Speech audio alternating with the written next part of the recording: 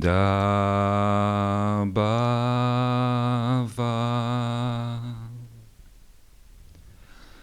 da ba va,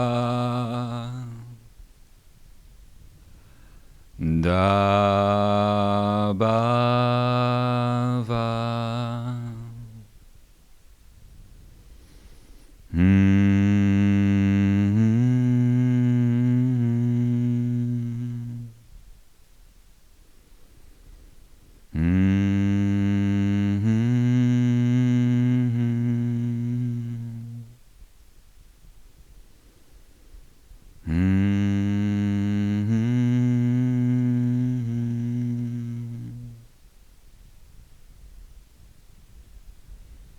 All right. I am Isis, of magical and maybe even meta-magical domain, also known to the current observer as Isis of ancient Egypt. And of course it goes without saying that we didn't call ourselves that at the time. That would be rather ridiculous. That would be the same as saying Madonna of ancient Hollywood in your day and age. So no, it is a name that you use as a reference to a time that didn't quite exist the way you think it did, much like your own time doesn't quite exist in the way you think it does. Today I am here to present you with the third and final part of the face of the Creator, which for reasons of simplicity I will label the crown of creation. As I sit here and say it is the final part, of course, it goes without saying how happy I am making my husband, the one you know as Adamus Saint Germain, because he's getting tired of his microwave dinners, his mash and potato situation that he's got going on there. And he'll be glad that I'm home again, as I'm a creature of habit, much like he is. We love spending time together. Of course, at home, I do not call him Adamus. I call him, "Oh, Cyrus, can you get me my tea? Oh, Cyrus, I forgot my keys." And then he'll go, "Not in the Ekuria, did you?" And I'll be, "Yes, I think I might have lost it somewhere in a restaurant." He'll be putting on his slippers and hopping in, dropping a message here and there, copyrighted and not copyrighted, of course, and coming back out eventually, noticing I'm no longer at home, but hanging with my girlfriends in Smoking Lotus. So yes, he'll be glad when I'm home again. Of course, what he doesn't know is that earlier today I signed an exclusive contract with my home girl, the Pakwanyensan, for future appearances in this, the Creator Manifest. Special guest appearances, the contract says. So I will be around for more than just these 3 occasions.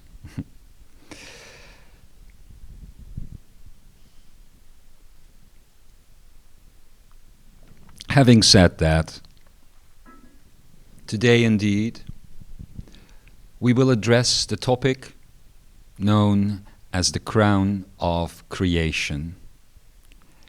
But before we go there, I would like to address a few things. Firstly, I have waited about 6 days in between my previous installation to this series and today. Of course, in the second part of this, I introduced you to the Queen's chamber and said back then that it would take about 12 iterations or attempts or flows through cycles, or however you would like to put it, in order to achieve the state that would make you feel and deem ready to take the golden cloud portal. Before that, before these 12 iterations are finished, you could be contacted and touched by many a being on the astral plane and other planes, even your own lifetimes, that might share a great interest in what you are doing, because of course this affects all of them. And when you encounter these lifetimes, they themselves might be in a dream state, might be experiencing, in other words, a dream, might be asleep, and might be contacting you in that way. Now, it isn't bad or good in any way to communicate with these expressions of yourself during the preparation for the golden cloud portal, but it also does not bring the exact nature of the exercise to the fore. It is sort of a waiting room, you could say, where you begin to encounter certain beings that you will eventually travel through the lifetimes of, but you could see them more as curious encounters of expressions of consciousness that perhaps in their time of expression were higher than the surrounding environment around them. So they spent more time in the daydream and in the dream state than what you encounter here today, as you are distracted by your many occurrences of information flows, such as screens and what have you not, updates, notifications, news alerts. Yes, that sort of thing that all of you have gotten so far away from after Ikara told you in 2007 it would shatter your consciousness if you stayed connected to it. Indeed. But anyway, so when you encounter these things at the beginning of your exercise, as you become accustomed to the space that you have created around you, as you become accustomed to the friendly trees that have decided to join you on this venture, and of course to your precious lions, the expressions of Pa, and the preparations for your final states of permanence that you will express through the belly chakra. As you get accustomed and used to all of these things, there will indeed be encounters. Let them happen. Connect with them. But understand that you are not at that point yet traveling through the cloud portal. When you do, you will have full-blown experiences of every second and every minute of the lifetimes lived. I've explained to you before that when this begins, the first 3 particularly will play out in your consciousness almost one-to-one at the time expression that you are used to, second by second, in other words. As you hit the next 3 after that, it will begin to speed up, and after that again, until you hit the 12th zenith, and it will begin to go very rapid. It will become difficult at that time to begin to distinguish the lifetimes, and this is of course the speed at which we want you, because this is cruising speed, if you will, through the Queen's chamber. And at that point, you are no longer, as it has once been described by the Pa Kuan Yin San, experiencing the flow of time as a river, but you are experiencing the individual droplets as a sphere around you that are accessible all at once. This is indeed the experience of the chamber where, as my husband has stated previously, indeed, you will begin to knit your lifetimes together. And when you do so, you will begin to understand a very simple thing that you never really think about. You will begin to understand that you, my dear, have never, in this Ekaria, in this body, actually seen your own face. It's easy to think you've never seen the back of your head, but you've also never seen your own face. You've seen it through mirage, through mirrors, through reflection, but you've never seen it with your own eyes. And there's a reason for that. It is why I call this piece the face of the Creator. We have already hinted at this, of course, as we discussed the Queen's chamber. In there, I have said that your face, as you currently carry it, is a conglomeration, a mosaic of sorts, of all the faces that you have seen in this lifetime and in every other lifetime that is happening concurrently. A conglomeration, a mosaic of all of these collected and expressed as one. As though you would put all these faces that you have observed consciously and subconsciously, the ones that you have walked by but never noticed, the ones that you have currently seen on your screens, and even in your dream times.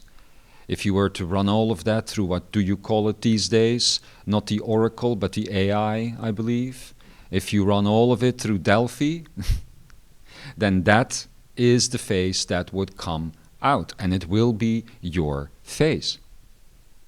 And even though this sounds strange, your face that you see reflected back at you when you observe your mirrors, your videos, your photos, none of those faces look in any way the same as what other people see when they observe you. It is some clever software, some programming, if you will, that makes these Ekarayas, through the concept of the Merkava, appear as a collective and shared reality. But it has been observed many times by us to you as well, that ultimately each of you is experiencing your own set of expression of what you call reality. It is through clever and ingenious, entangled software, as has been explained, that allows you to interact with one another and talk about an object or a concept and make it appear as though what you are talking about comes across to one another as the same thing. And this goes much further than brown to you is brown to you in a different way. And it is not just on the level of linguistics that this entanglement occurs, allowing you the illusion of a shared reality. It goes much deeper than that on the fundamental level of the permutations.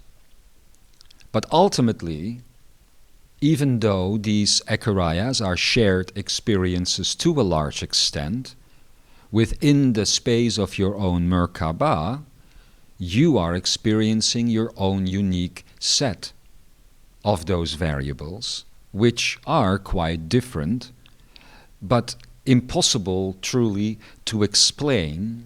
It is easy for me to see, but hard to explain to you while you are in here, because as I will explain it to you, the things I would describe in your version, for instance, of the Echuraya, as I would explain that to you, you would hear things that would match your expression of the Echuraya.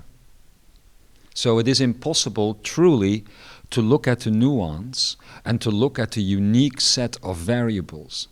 This is something that is quite an exciting thing to do, as you will see when you exit these spaces and you will share with your fellow students and friends and loved ones your experience through it this time.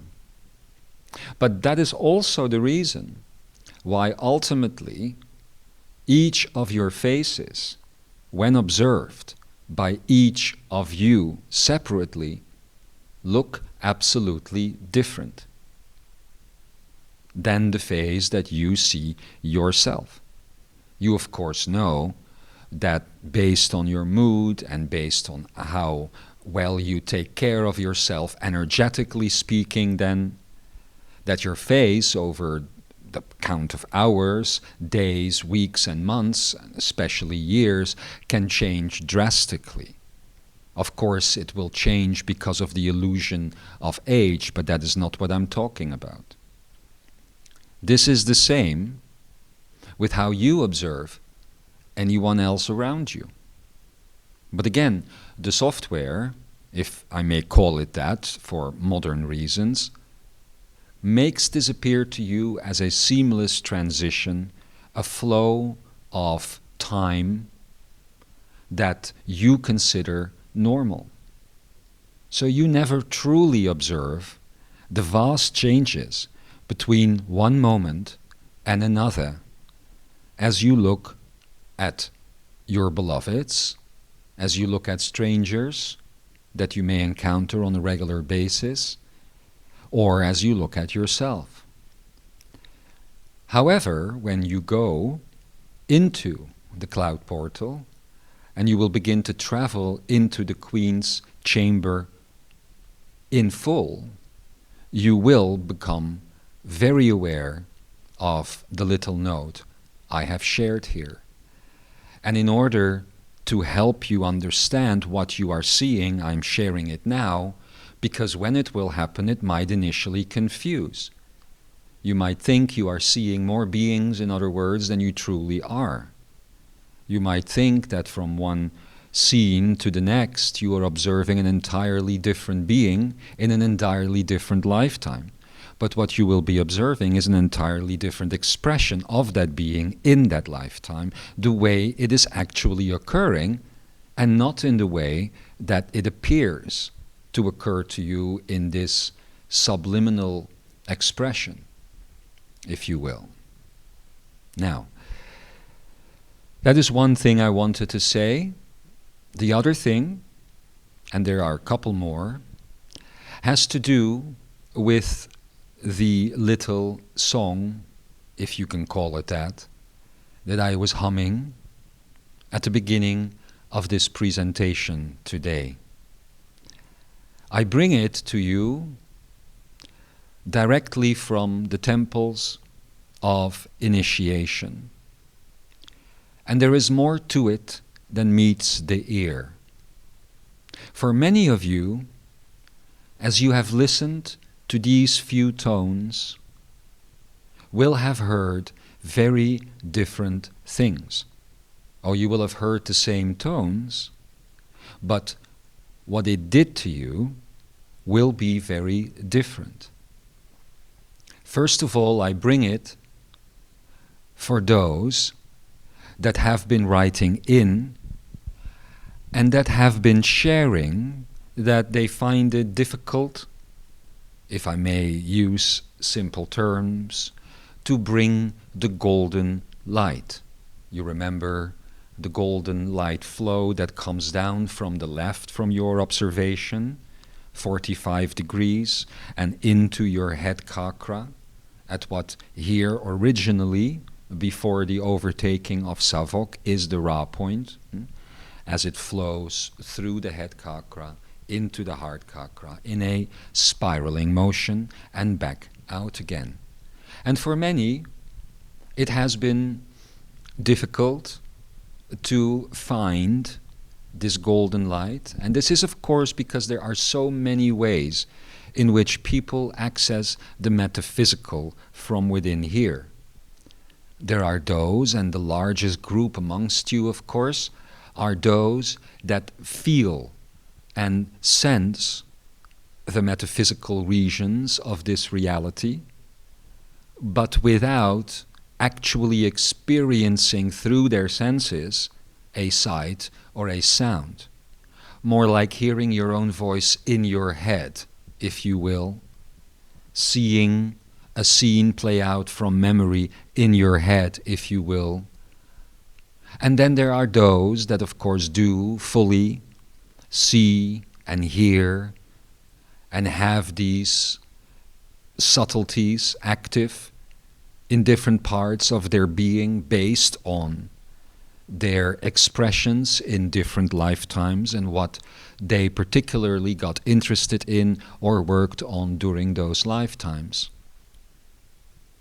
But for many, it can be frustrating, or at least the flow of the thoughts of mind can be frustrating while accessing the field of Sankara in the way that I have described previously, because of the simple idea, is it working? Isn't it working? Am I seeing it? Am I not seeing it? Is it happening? Isn't it happening? And then, of course, it is true that I have said to all of you previously that this is something that is happening whether you like it or not. It is a flow that is the same, if you will, than the blood flow through your veins. Of course, there are things you can do to stop that, but let's not talk about that for a minute. If you don't willingly stop it, it is happening whether you like it or not. And the same goes for the flow of Sankara, except for the fact that you cannot even willingly stop that. You can only take your attention off it and place your focus in the field of Savok, in the field of the ego, mind, personality. But you cannot lose that flow. For those, however, that have a hard time accepting that, the temples of initiation offered these melodies. These melodies were not sung vocally the way you heard them now through this untrained voice, of course. They were expressed through the chakra system by highly trained initiates, and audible and pick-upable, experienceable by initiates even at early stages of their development, similarly to hearing your own voice inside of your head. And for those of you who were here during the first part of this presentation today, for those of you that were listening to that, you can easily become aware that now that it has been introduced to you, this is running in your head. The simple flow of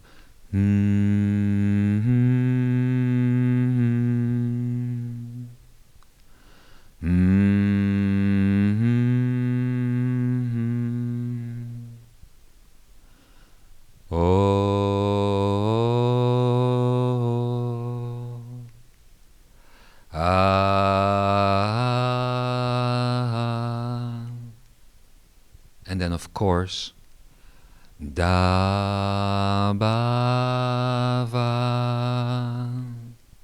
And you might be hearing it at all sorts of different levels of its frequencies, higher and lower. You can tune into this particular flow of these three simple notes at all time. As the exercise would progress, The expressions of the states after da, ba, and va, of course, would continue with ra, ka, sa, and onward. But that doesn't matter. The reason I bring it to you today, and the reason it is important, and particularly to focus on the da, ba, and va flow in that song, is that with enough repetition, and not an enormous amount of it either, and with simple focus, you will become intimately aware of the flow of this golden light.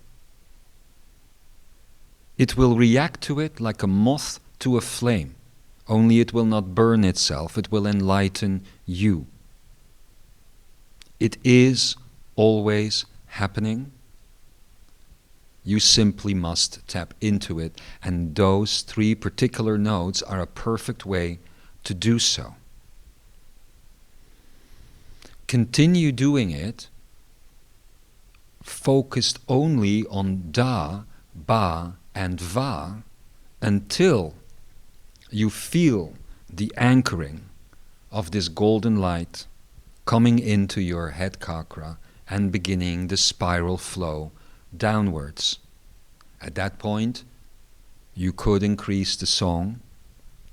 And of course, this is not something that you merely have to do with yourself.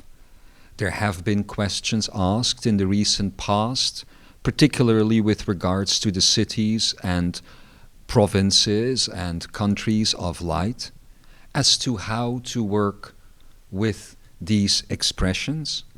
And particularly when you do have more people around that are focused on the same tradition, you could create a harmony together as you place yourself in the same room and begin intuitively to make these sounds together in this string of notes at different frequencies, and just let yourself go when you do so.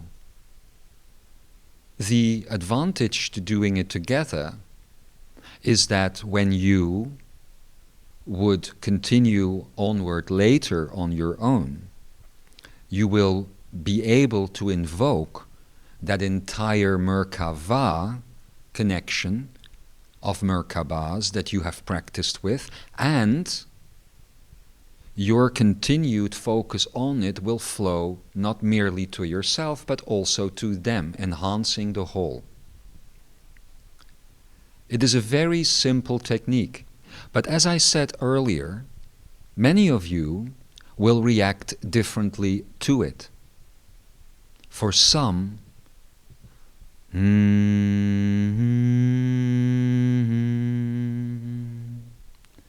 will be relaxing, will feel calming, will feel loving, even as though a mother is singing it to put her child into a beautiful sleep. But for some,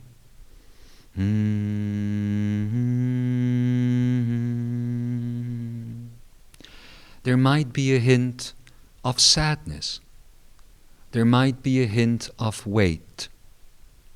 There might be a hint of loss, of grief. In other words, all of these things that the mind makes you believe you can experience.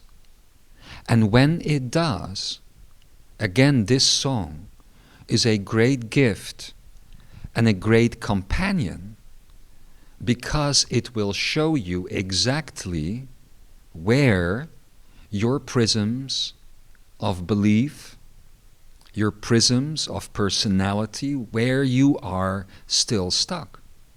And then using sound sankara and thought sankara, you can easily remove yourself from those states. So if you hum this inner or outer of yourself, and you feel anything like that I just described come up, then do not shy away from it, but focus on it, go there, and go right through it by remembering what permanent state is truly responsible for that expression of mind. In other words, grief, sadness, what is truly responsible for that is love. A state of anger can be many permanent states responsible for it. You can be angry for so many things. It can be for physical ailments. You hit your toe, for instance. Well, then that anger is obviously an expression of well-being. It is also an expression of love for your toe and for the cupboard with which you hit it. Yes, it sounds childish, but ultimately it is a childish exercise, these echarias. And I don't mean that it is for children, and I don't mean it is ridiculous or folly. The nature of the exercise is to return to your childish innocence, the original thought, the heart of the matter. And those that enter into it, the brave walkers of the students of the path that do so in order to not only enhance themselves, as I've said previously, but honomeia, society, all that is, the whole as a whole. Imagine if this was all there was, this world that you are in right now, and the society that you sit in, and there was no honomeia. Would not the only way to improve your society, that would have nothing to do with power or with war or with force, be to make those new entries or those that have been around for a long time come to the conclusion for themselves that they do not wish to express certain parts that they may think is them, but is not truly them. Ultimately, that is what you are doing here. You are purging yourself in a way, a purging of sorts, and as you come out of these echarias, not only do you bring a deepening of the pa, but you bring a deeper understanding of love, joy, freedom, and all the permanent states to yourself and to all beings, to all things, and society as a whole. Here you have the schooling system, where you fill young minds with data that is only half the truth, if you're lucky. You train them to adhere to a flow of life and a flow of being, early rising, with alarms, being where they don't want to be, placing themselves in aggressive environments and that sort of thing. This is your schooling system. And of course what you create out of that, and that already is the best case scenario, is an aggressive society, a society of go-getters, dog eat dog, cat eat cat. A society of war, of expression, the way you are used to it. But imagine that those same young beings, students, are put through an experience where they truly get to decide who they want to be and how they want to express. A deep experience, as deep as the one that you are in right now.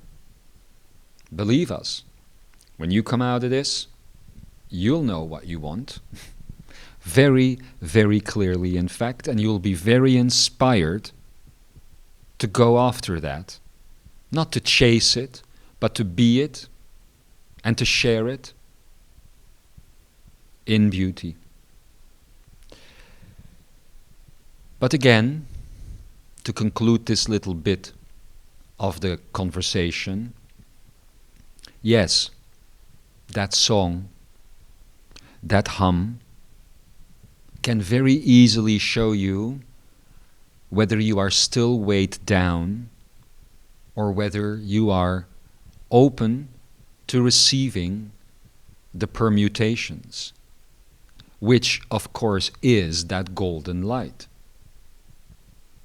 We have said before that the placement of these permanent states, da, ba, va, ra, etc., through your chakra system is like opening a tunnel, a direct line to your creator self, where you are doing this too.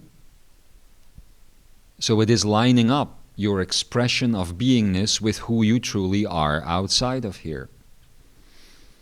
And this song can help you understand where the prisms and the burdens and all of those things still are. And then through the act of thought sankhara, the song sankhara has assisted you in purifying these areas so that you indeed can allow the golden light spiral to flow through you all the way into the belly chakra, where of course, even in that moment, the expression of the 4 lions that are holding the pa for you in these 4 quadrants can immediately become available to you. There is no big secret there. Nobody is trying to hold anything away from you until the season finale or anything like that, so that people tune in again next season. You know what I mean? This can happen right here, right now. Just hum along. And as they become available, but even without that happening, the flow will begin to come back upwards. And at this point, I would like to address a question.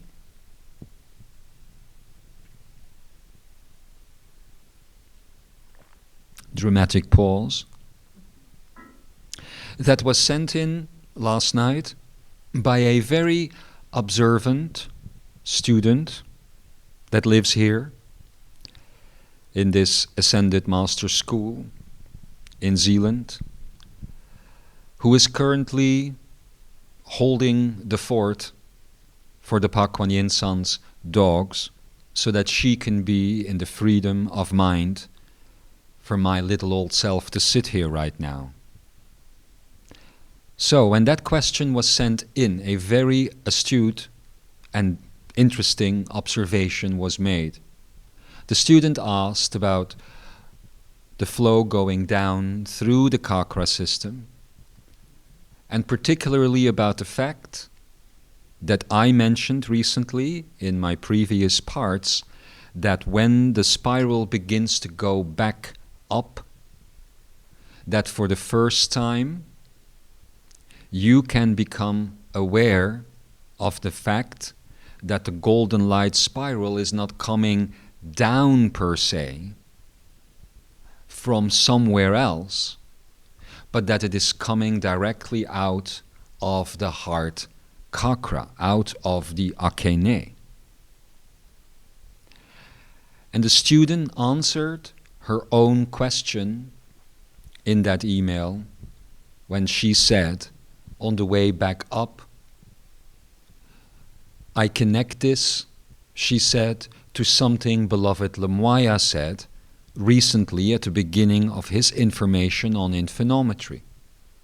He said, jokingly, that the kids like to refer to Sankara as Sakara.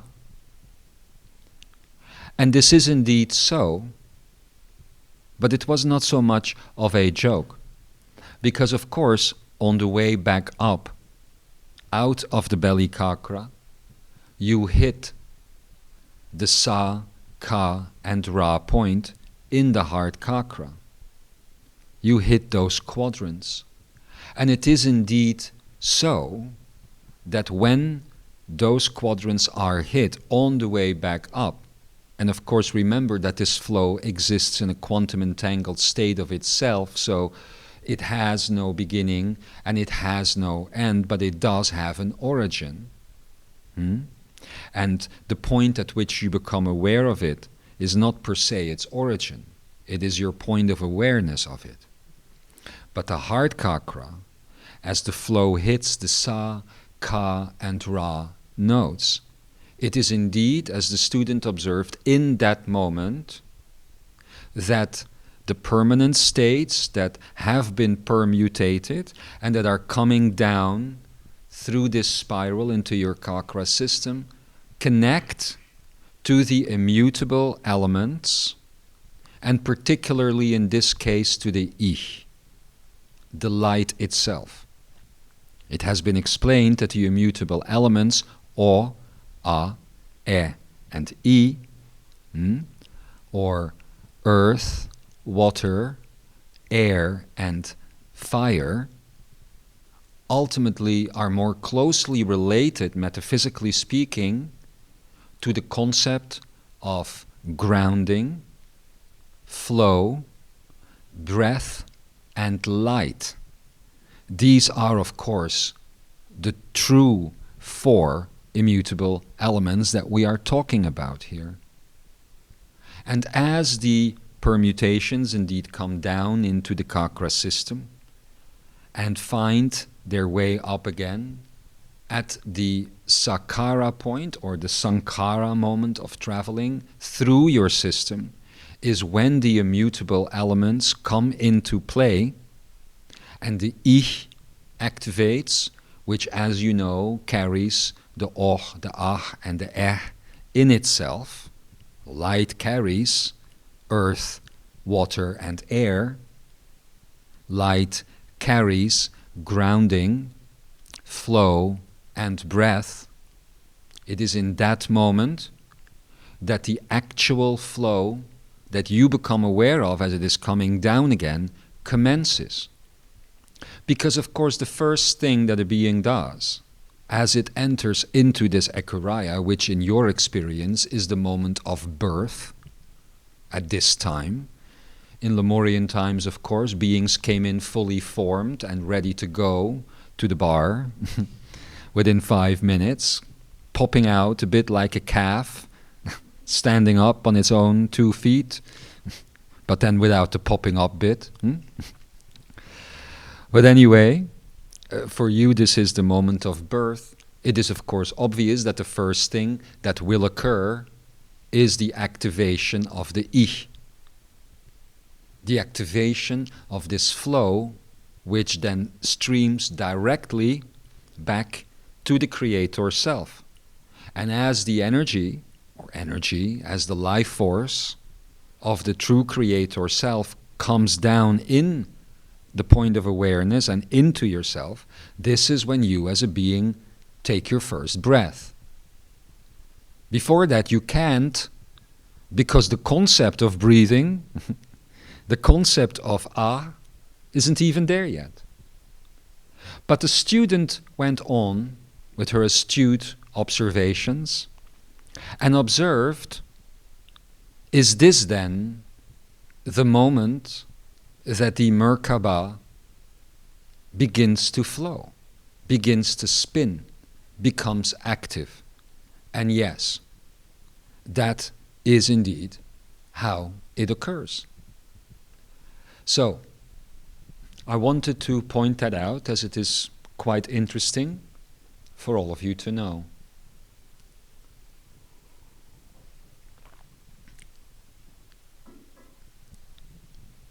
So, those were 3 long observations to get going in this talk today, but there they are. Do with them as you will. They are potent and helpful. But to get to the topic of the crown of creation, I labeled my talk today this way because I have now spent a great deal talking to you about the beginning of this exercise, becoming comfortable with the exercise, invoking the golden light. But I would like to now point your attention a little bit to the completion and the final sequence of the exercise of the Queen's Chamber. Because what happens once you have moved through all of these lifetimes, first through your own, that, as another astute observer on social media pointed out, are indeed all happening consecutively, but you are knitting them together as you explore them linearly, because what you are doing is you are literally taking your current consciousness that you enter the Queen's Chamber with, you are pushing that, moving that through all of these lifetimes. In other words, as the top life of all of your expressions of consciousness that is now in the final stages of ascending, because that is ultimately what the Queen's Chamber is. It is the ascension out of the Echariah that creates the access point as a two-way street and not as a one-way street, if you will. As that is occurring, you are putting, placing, moving your own consciousness, this expression of consciousness, through all those different lifetimes, and essentially you are becoming all of those lifetimes. Technically, all of those expressions of ego and personality are not erased, but they join yours. They become part of you. But you remain in the driver's seat. This is how you will gain awareness of great compassion for all beings, because you literally will have been them.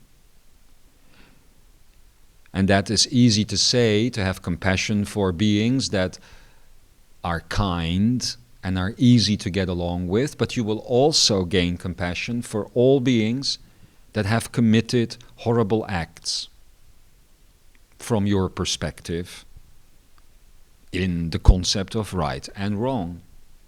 And you will find compassion because you will understand the journey that got those beings there. But they too, much like every act in any lifetime that has ever been, will be transformed. Because you will not merely be a passenger in a back seat of a car or in a passenger seat at best, as you drive through, as you drive along the highway of these lifetimes. No.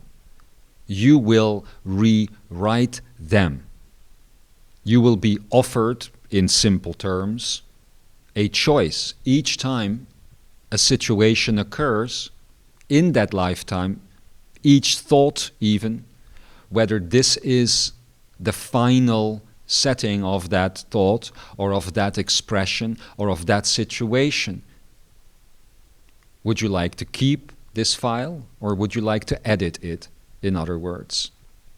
And then your editor will open, which means you will re-express that particular moment in time with the consciousness of the being that you are as you travel through the Queen's Chamber, and in those lifetimes you can make the choices that you would have wanted to have made,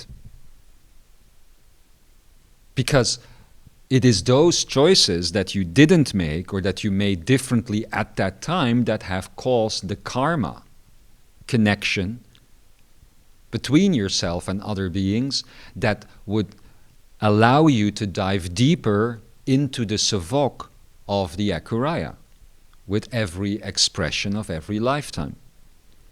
You will swim deeper and deeper and get into areas of greater and greater pressure when these karmic connections are made from a conditional standpoint, of course. Now, this is different at this time due to the arrival of infinometry. These karmic situations can no longer technically be made and stick. They can be made, but they will be resolved within that same lifetime.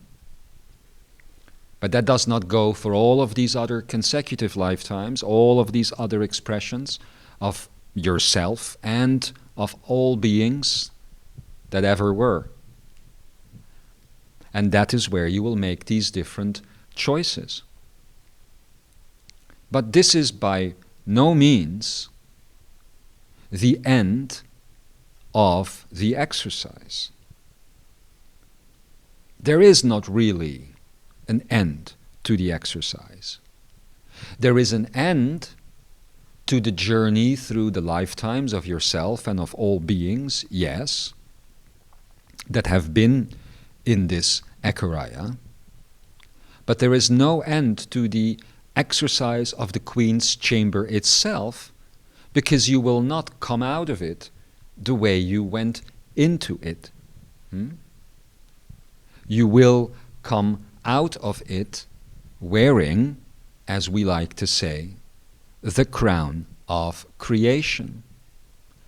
And I must then refer you to some ancient traditions, such as, for instance, some ancient depictions of certain gods and beings in India, for instance. And I do not refer to the so-called lower level cycle of deities. I'm talking about the expressions of godhood itself.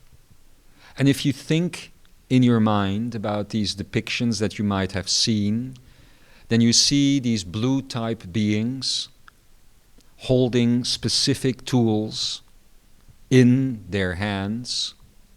But what is most important is what is happening around their head chakra, around their head.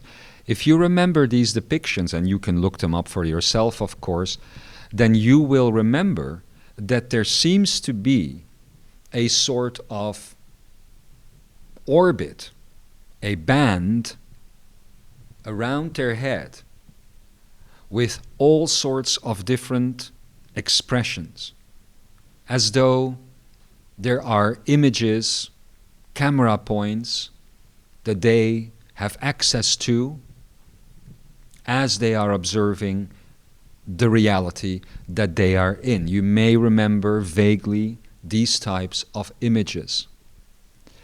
In some cases, these depictions are direct observations of stars and planets, and in some more modern expressions, as people have made in recent years of these types of images, you will see literal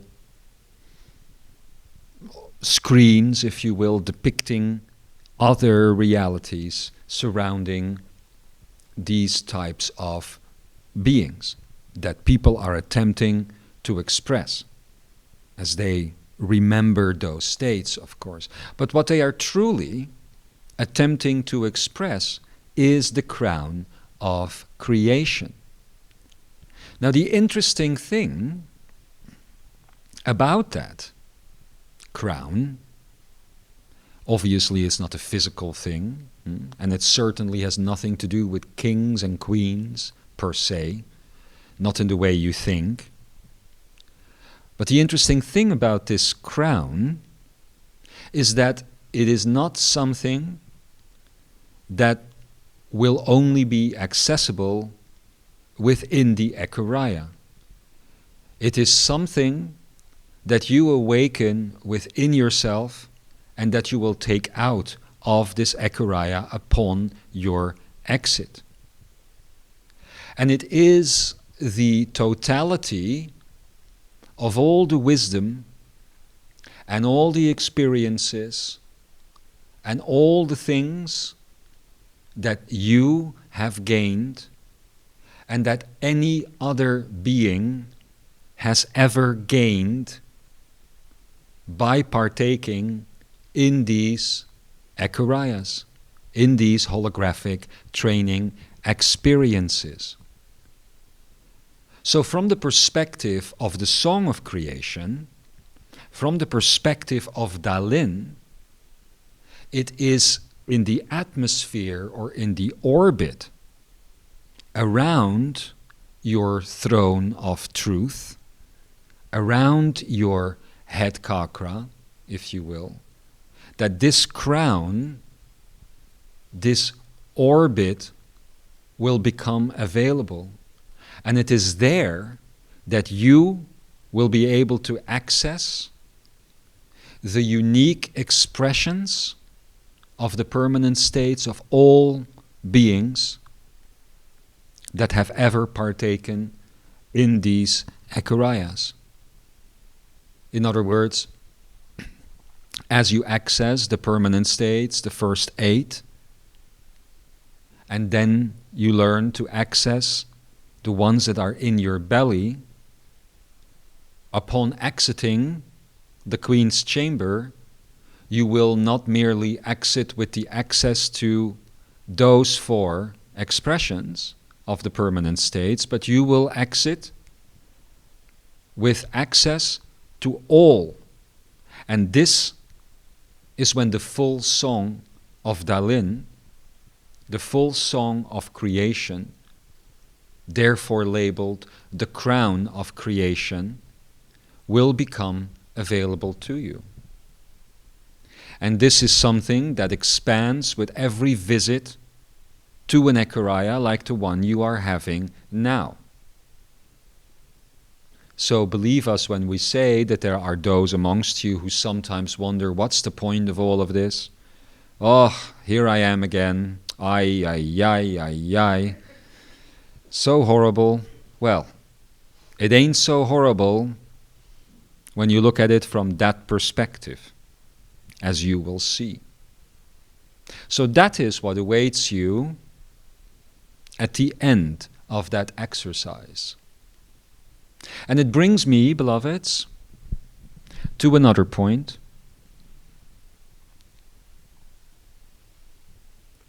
It brings me to something the Pa Kuan Yin San, our home girl, has taught you quite a while ago now, very early on, in the introductory pieces of the Creator Manifest, which might have been a couple of years ago now, before things got really interesting and the true stars arrived on the scene, let's say. There might have been some pieces of information that were shared at the time with people who were already there waiting in the early seats before the show truly started. And some of those pieces, and one in particular, might have been called Introduction to Light Body DNA. Now this is a very interesting piece if you think about what the Pa Kuan Yin San shared with you there. She shared with you that as you, what you now know of, become aware of this flow of permutations as it comes into your system, she shared with you that it gives you the opportunity to begin to not per se rewrite and not upgrade, but completely recreate your own system, the system of your own biology, the system of your own DNA. I believe that very cute you give letters to these 4 expressions of DNA. I think you call them A, T, G, and C, like there was nothing better that you could have come up with at the time, something that was at least more, I don't know, funny. But no, A, T, G, and C. Yes. And then, of course, people will say, yes, but they mean this and this and this and this, and yes, they don't. those are only things, the acids and all of these things, and all of the types of different expressions of cellular this and cellular that, and photonic this and photonic that, all the different quarks and all these different things are just things you came up with as you were spending time here in this Ekaria. That is all the laws of physics are. So don't get me going with comments in the sections below this video about what A, T, C, and G really is. I don't care, to be honest. But what I do care about is what she taught you at that time. She said in this introduction that those states would be replaced with Da, Ba, Va, and Ra. What she didn't say, and what you now know, is that there are, of course, 8 plus 4 of these states. And that in the recreation of your so-called DNA, as this exercise that you call the Queen's Chamber, and the early phases of it, all happening before the start of the cloud portal, all happening as you begin to become aware of taking this flow through your chakra system and back up, you will rewrite, finally, your DNA structure from a biological expression to an infinitometry expression, returning it to its metaphysical expression of the 12 states and not the 4 that your biological expressions are. With those 4 you create 2 strands of DNA. With these 12, as they will return, you will finally reactivate the fabled and famous 144 strands of DNA. But these are not really strands, these are expressions, these are senses, these are ways for you to interact with and observe the universe and that which is inside of you, and that which therefore is expressed around you in ways that are so beyond the physical senses that you are listening and watching this recording and this talk through right now, that it isn't even funny. It isn't even funny, and there is absolutely no way to begin to tell you the subtleties and the differences. Of course you will say, yes, is it about seeing energy? Yes. Is it about seeing geometry? Yes. Is it about seeing these flows that you are talking about? Yes. Is it about being able to connect to the world outside of this Ekaria at the same time than in here? Yes, and yes, and yes. And every question you can come up with, yes. It is about that and about so much more. It is about returning to your true common senses. It is about returning to who you are. And the replacement, the recreation of your biological DNA with this 12-based and therefore 12 by 12, 144-based expression is that step. That also is the Queen's Chamber. We have told you many times over the years that these permanent states, which we used to call active ingredients for some insane reason, I don't know why, maybe somebody said it once, and we thought, hey, why not? Yes. That is what happened. But you will see that what we said about these very simple states, that it is indeed true, that it retains, it connects to everything, including to your DNA, including to this Queen's Chamber exercise, including to this crown of creation, and everything we have ever shared with you. It is all about that return. And for those of you that are out there and that may wonder, so how does that happen? How is it even possible that a metaphysical exercise such as focusing on these states, focusing on this golden light, could recreate your DNA. Ooh, how is that possible? Well, that is possible when you truly begin to study biology, perhaps.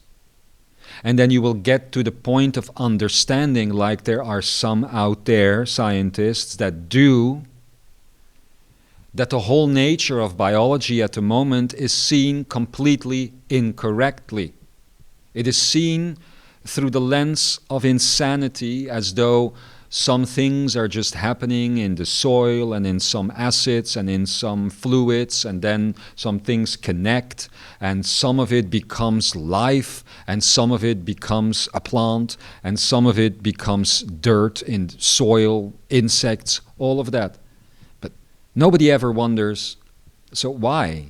Why is it so that for instance, when two cells come together in the female, that they connect together and begin to create life, but when I take two cells down just off the street, and put them together, that nothing per se happens? Well, that is because nothing that is actually happening is happening in these three dimensions that you are observing it in. Any structure, whether it is a photon, or whether it is a biological cell, and everything in between, any structure is very much the same than seeing a higher dimensional object in a three-dimensional perspective. Let's say, to make this understandable, that you only had two dimensions to read your reality through, only two, and that everything would be flat for you, and that there would be no depth to things for you. And then a sphere, a round ball, a three-dimensional sphere appears in your reality, and it comes through your two dimensions of experience. Then what would you see? You would first see a dot. You would never see the sphere itself, and you wouldn't be able to look around it and say, oh, that's a sphere, all right. No, you would only see a dot, and that dot would become bigger and bigger and bigger, and then it would become a circle, and that circle would become bigger and bigger and bigger, and then it would get smaller and smaller and smaller until it is a dot again, and it would disappear. That is what you would see with two-dimensional eyes of a three-dimensional sphere. And this is the same for everything in this Ekaria.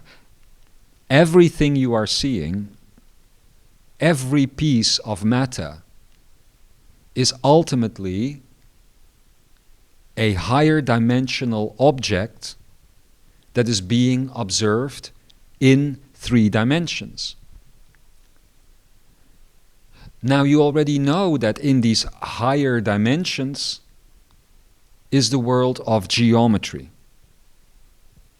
So an object that you can see here, such as a piece of dirt on the ground versus a baby in a crib, is different, even though it is the same matter, is different because of the geometries that were responsible for forming that expression of that piece of matter. And those geometries are in higher dimensional versions of itself. So to make things easy, let's say that an expression of consciousness, an actual expression of life, requires a minimum of a flower of life complexity in a geometrical state, whereas a piece of dirt on the floor ultimately maybe only requires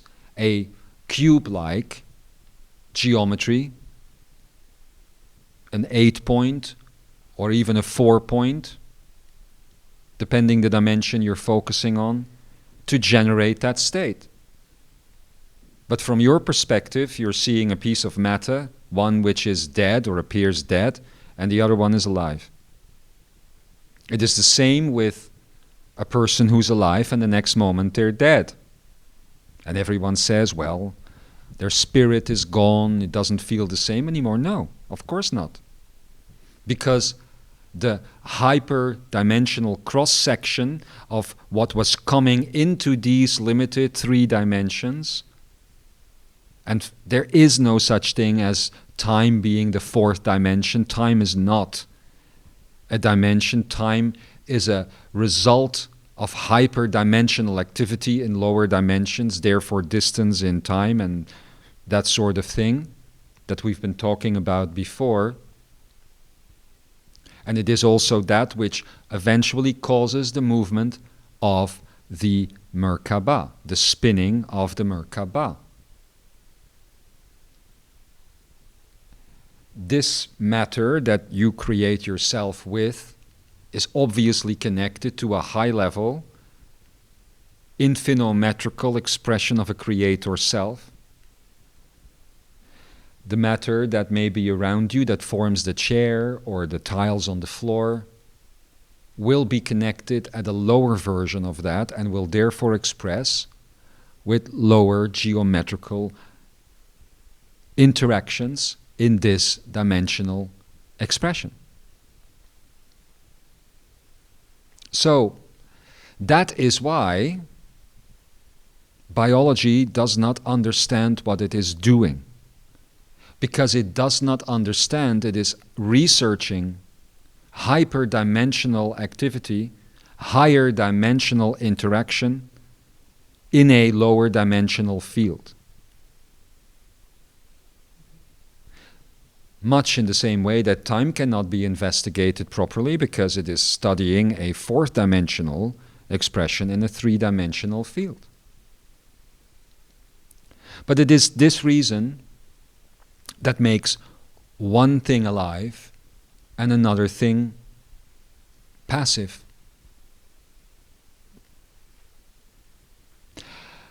And it is also this reason that allows for your biology and your DNA to be recreated with the focus of the Queen's chamber. Once again, it has very little to do with magic, the way you think of it, but it has everything to do with Ma Shi Ka, the flow of life force in celebration through this illusion, if you remember. And that is what this flow, this spiral is all about. And that is why it is a vital exercise for you to undertake as you traverse the Queen's chamber and you allow yourself to wear the crown of creation once again, gaining full access to the full song of creation as it is being sung in harmony and ascension between all beings.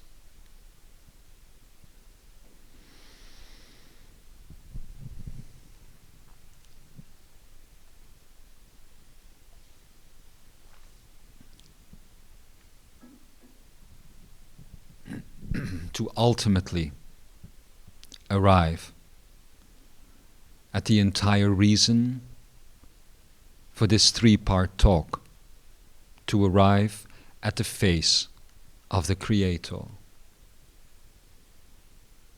In the great rejoicing that everything you will have ever witnessed and experienced and seen, gained and lost, has all been that phase the entire time. The entire time.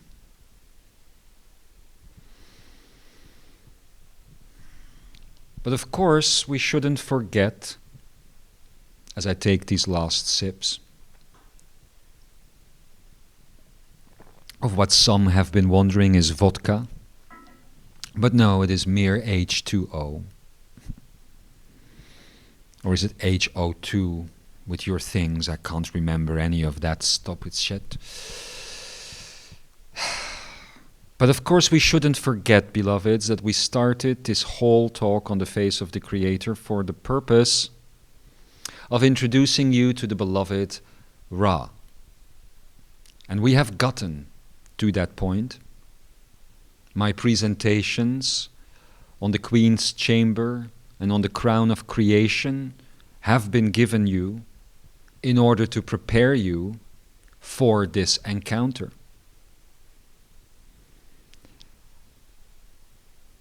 What I would still like to add about that is that when I myself originally encountered Ra within, as I have told you in the first part of this talk, and when in the 1980s, in your time, the Ra encounter happened again, there was a very different situation going on than the one that you are in now. It is for that reason that the previous two communications that have occurred were communications that were labeled Ra as a social memory complex. This time, when you will encounter the Ra energy, you will encounter the Ra energy as it is, as it stands, and as it breathes. You will encounter the social memory simplex of Ra, which means the active, living being. The communications I received back in my day, and the communications that were received in the 1980s, you could see as a type of remnant, a type of supercomputer, if you will, of all of the knowledge, the wisdom, the experience, and the expertise of the Ra entity, the Ra beingness, ready to reiterate this to whomever was reaching out and calling. It is for that specific reason that the fine-tuning was so important at the time, not only because you were in a geometrical world and not in an infinometrical world at the time, but also because of the nature of the fine ray of communication, which was very fine indeed and could easily be interrupted. But this is different than the encounter that will happen next. The main reason the complex was used to communicate, in other words, a type of container of information and sort of a expression of the beingness itself, but not truly. The reason that was used is because, as it has been stated, you were all in a state of complex yourself. You were in a state of ego, mind, personality complex. You have now been given the keys, the elements, and the exercises you need to raise yourself out of that. And to raise yourself to the simplex, the Messiah simplex, as Ikara half-jokingly called it. Of course, the return of Christ consciousness, it has been called many times before.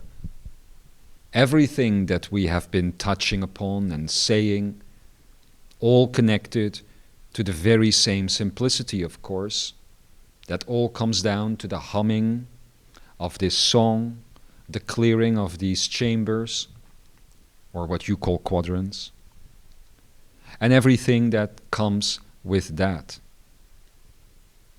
So the encounter this time will be with the living and breathing Ra. That will make it very different than what you are used to, and I am saying this right now to already counter, if you will, the voices that may raise up as they meet Ra for what it slash he slash she slash they, how woke, truly is. It is also for that reason that in this iteration of Ra's expression, you will not be introduced to what was once labeled the law of one, because the law of one itself, unfortunately, is slash was a distortion due to the geometrical perception with which it was filtered at the time. This is where the notion even of law comes from. Because this again indicates an exterior facet. Therefore, what you will be introduced to this time in a more suitable environment may not sound very different to you, but believe me, the implications of it will be, as the beloved Ra will come and teach what they like to label the way of one. As you will see, a very different angle, or perhaps not an angle at all. This will be Ra without filters, and they will expect you to be without filters as well. Not because of some form of problem, but because otherwise you may have a hard time hearing what is being shared, or I should say wanting to hear what is being shared. It may cause a lot of friction to those that still remain in the expressions of Savok in any way. It is for this particular reason that the Queen's Chamber was so important to deliver, to now be crowned with creation itself, and to prepare you for this activation of your so-called light DNA, light body DNA, but ultimately the return to the light body itself, one that is not knit together in the way your biology prescribes it to you, the laws of physics, but one that works according to your flow and your beingness. It will probably take several days for this next step in the Creator Manifest to occur. It will give you an amount of time to become familiar once again with everything that has been shared here in these days that we have spent talking together. And I look forward to meeting you on the flip side of these upcoming recordings, because I too feel that we will feel, both us and you, liberated to a large extent to be able to continue at yet another level of tuition than what has been presented so far. In other words, it is about to get even simpler, if you were worried. Beloved beings, I think that I shall leave it at this. It is wonderful to see your faces, sitting here, sitting out there, and to recognize you all as this beloved and blessed Creator, this Creator self and this Creator whole, that you all are, that we all are. It was my great honor to prepare you for the arrival of beloved Ra, as it will be my honor to return in one of the sequences after this one, and to continue our conversation about my husband. Until then, may you be blessed in Sankara. I am Isis of Mashical domain, and I love you with all of my heart, with all of my being. Dinner is ready now. And so it is.